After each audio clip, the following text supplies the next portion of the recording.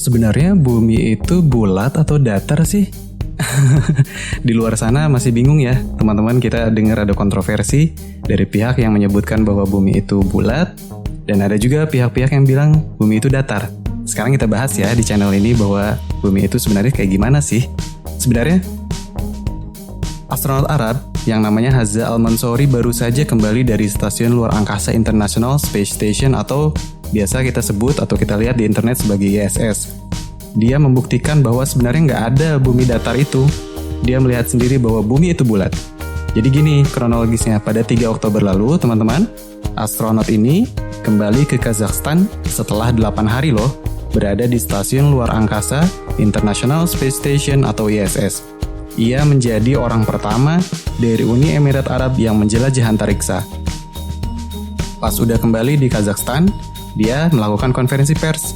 Hazza bilang dan melihat sendiri bahwa tidak ada bumi datar. Dia sampai meyakinkan ke audiens di konferensi pers tersebut, teman-teman.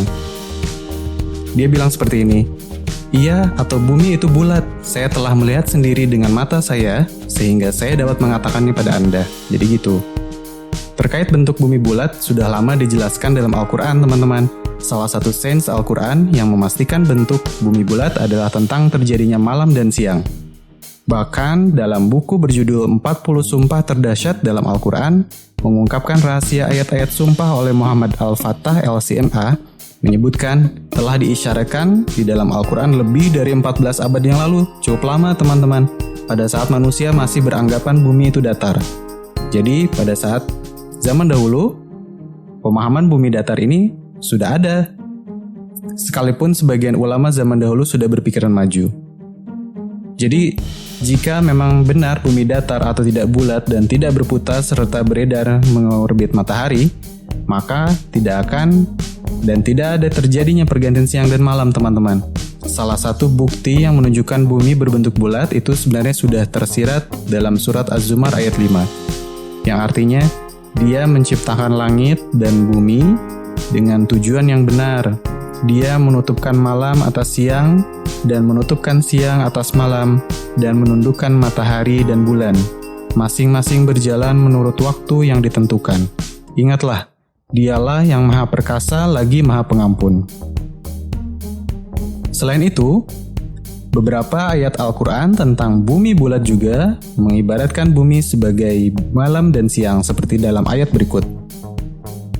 Dan Dialah yang telah menciptakan malam dan siang, matahari dan bulan.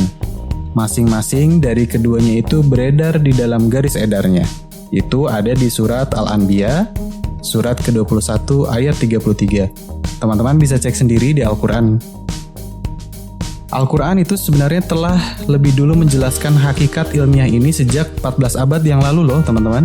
Sebagaimana dalam firman Allah, yang artinya, dan suatu tanda kekuasaan Allah yang besar bagi mereka adalah malam. Kami tinggalkan siang dari malam itu, maka dengan serta mereka berada dalam kegelapan. Ini ada dalam surat Yasin, surat ke-36 ayat 37. Silakan cek sendiri, teman-teman. Jadi ayat-ayat yang menjelaskan tentang malam dan siang juga merupakan isyarat bahwa bumi dahulu kala pada awal penciptaan pernah menerangi beberapa fenomena alam. Seperti dalam firman Allah di surat Al-Isra, surat ke-17 ayat 22.